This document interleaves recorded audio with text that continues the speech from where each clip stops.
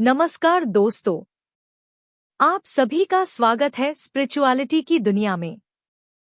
हमारे जीवन में बहुत सारी परेशानियां होती हैं, लेकिन हमें समझने वाला कोई नहीं, हमें रास्ता दिखाने वाला कोई नहीं। जो कोई भी है वह तो हम पर हंसता ही है, हमारी परेशानियों पर हंसता है और हमारा मजाक भी उड़ाता है। लेकिन हाँ, ऐसी परिस्थिति में अगर हम भगवान शिव का हाथ थामेंगे तो हमें सही रास्ता अवश्य ही पता चलेगा और भगवान शिव की कृपा जिस पर हो उसकी जिंदगी तो सुनहरी बनके ही रहेगी, उसकी जिंदगी तो सुनहरी बनके ही रहेगी। तो दोस्तों, आपकी परेशानी के लिए भगवान शिव ने आज का यह संदेश आपके लिए भेजा है। बस आपको एक काम करना है। आपके सामने जो 3 नंबर दिखाए जा रहे हैं उनमें से आपको केवल एक ही नंबर चुनना है। इनमें से किसी भी एक नंबर को स्पर्श करके आपके लिए वह नंबर आपको चुनना है। फिर देखिए भगवान शिव आपसे क्या कहना चाहते हैं, भगवान शिव आपको क्या अनमोल संदेश देना चाहते हैं। तो दोस्तों, मैं ऐसा मानता हूँ कि आपने आपके लिए नंबर चुन लिया होगा। तो जिन्होंने भी 3 नंबर को चुना है उनके लिए भगवान शिव कहते हैं, अरे कुछ रिश्तों को वक्त के हाल पर ही छोड़ना बेहतर है। आखिर वक्त ही बताएगा उन्हें संभाल के रखना है या फिर अधूरा छोड़ना है। यह कलयुग ऐसा ही है, यहाँ के लोग खुद की परेशानी से कम और दूसरों की खुशी से ज्यादा दुखी होते हैं।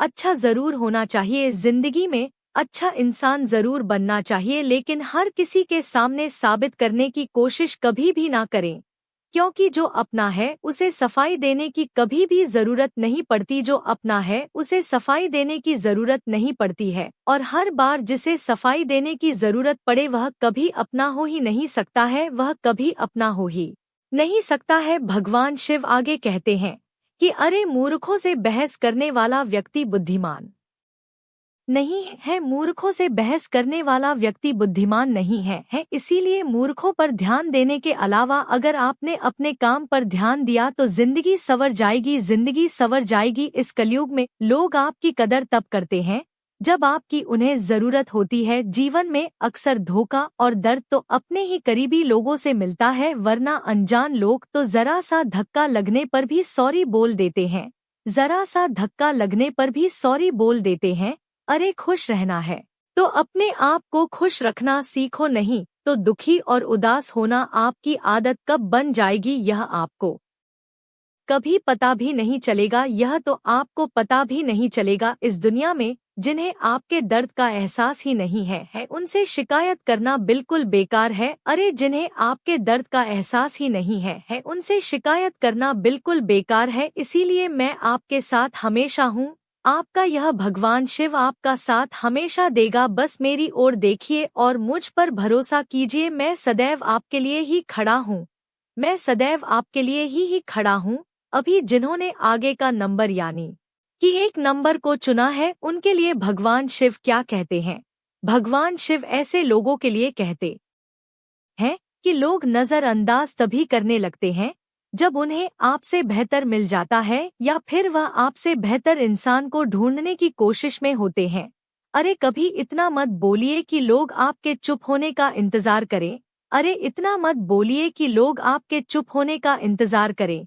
बस इतना बोलकर चुप हो जाइए कि लोग आपको दोबारा सुनने का इंतजार करें, लोग आपको दोबारा सुनने का इंतजार करें। यहाँ पर खूबियाँ देखकर तो हर कोई प्यार करेगा, खूबियाँ देखकर तो हर कोई प्यार करेगा, नजदीक आना चाहेगा, लेकिन हृदय में स्थान केवल उसे दो जो कमियां देखकर भी आपके साथ रहना चाहे, कमियां देखकर भी आपके साथ रहना चाहेगा। आजकल जरूरत से ज्यादा अच्छा होना भी जरूरत से ज्यादा जलील कर देता है। अरे इस दुनिया में जरूरत से ज्यादा अच्छा होना भी जरूरत से ज्यादा जलील कर देता है। जिंदगी में उस व्यक्ति को कभी भी नजरअंदाज मत करो जो तुम्हारी बहुत अधिक परवाह करता है, जो तुम्हारी बहुत अधिक परवाह करता है, वरना एक दिन तुम्हें यह भी एहसास हो जाएगा कि पत्थर जमा करने के चक्कर में तुमने अनमोल रत्न को ही खो दिया, पत्थर जमा करने के चक्कर में तुमने अनमोल रत्न को ही खो दिया। इसीलिए तुम्हारे पास यदि कोई अनमोल रत्न है तो उसकी कदर करना सीखो। एक बात हमेशा याद रखना कि तारीफों के पुल के नीचे मतलब की नदियां बहती हैं,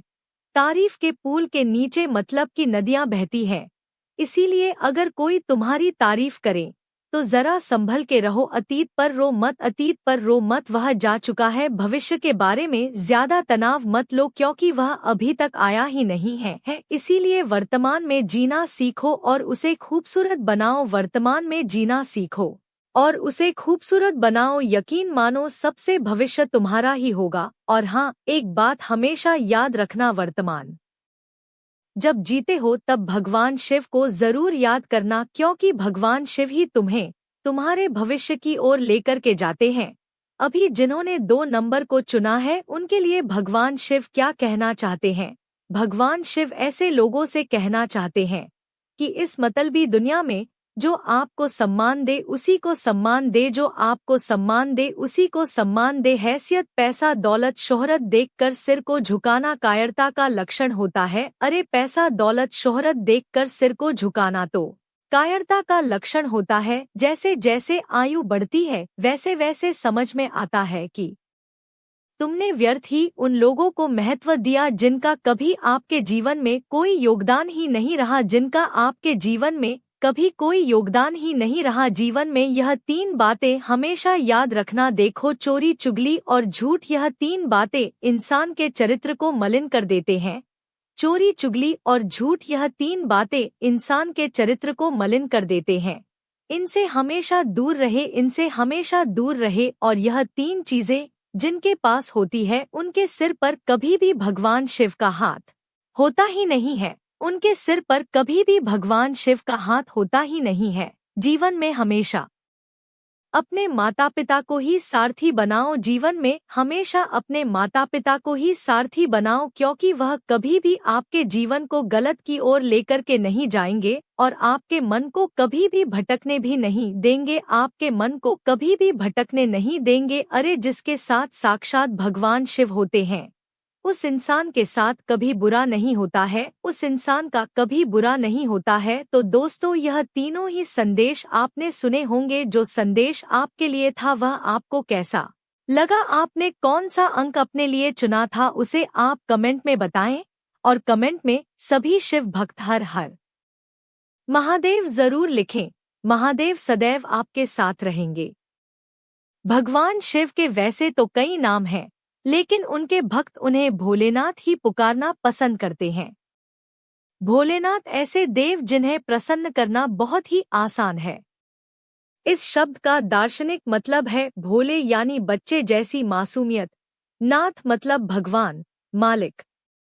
भगवान शिव को जहां एक तरफ भोलेनाथ कहा जाता है तो वहीं दूसरी तरफ उन्हें सृष्टि का विनाशक भी कहा जाता है। जो श्मशान में बसते हैं और जिनके शरीर पर भस्म लिपटी रहती है, जिनके साथ भूत प्रेत रहते हैं, ऐसे देव को भोलेनाथ क्यों कहा जाता है? लेकिन इन सब के बावजूद शिव भोले ही हैं। उनके अंदर ना अह है ना ही चालाकी। उन्हें अपनी शक्ति पर बिल्कुल भी अभिमान नहीं है, इसीलिए वह भोलेनाथ हैं। उन्हें भोलेनाथ कहे जाने के पीछे एक कहानी भी है। एक असुर था जो हजारों वर्षों से तपस्या कर रहा था, भगवान शिव की उपासना में दिनरात लीन। भगवान शिव भलीभांति जानते थे कि वह एक राक्षस है और उसे वरदान देना अच्छा नहीं होगा। फिर भी वह प्रकट हुए और असुर से वरदान मांगने के लिए कहा। उस असुर का नाम भस्मासुर था। भस्मासुर ने भगवान शिव से वरदान मांगा कि वह जो कुछ भी छुए तुरंत भस्म हो जाए। शिव ने तुरंत उसे यह वरदान दे दिया। अब भस्मासुर वरदान की परीक्षा लेना चाहता था। भस्मासुर को लगा कि अगर वह भगवान शिव को ही भस्म कर दे तो फिर उससे ज्यादा श्रेष्ठ कोई नहीं रह जाएगा।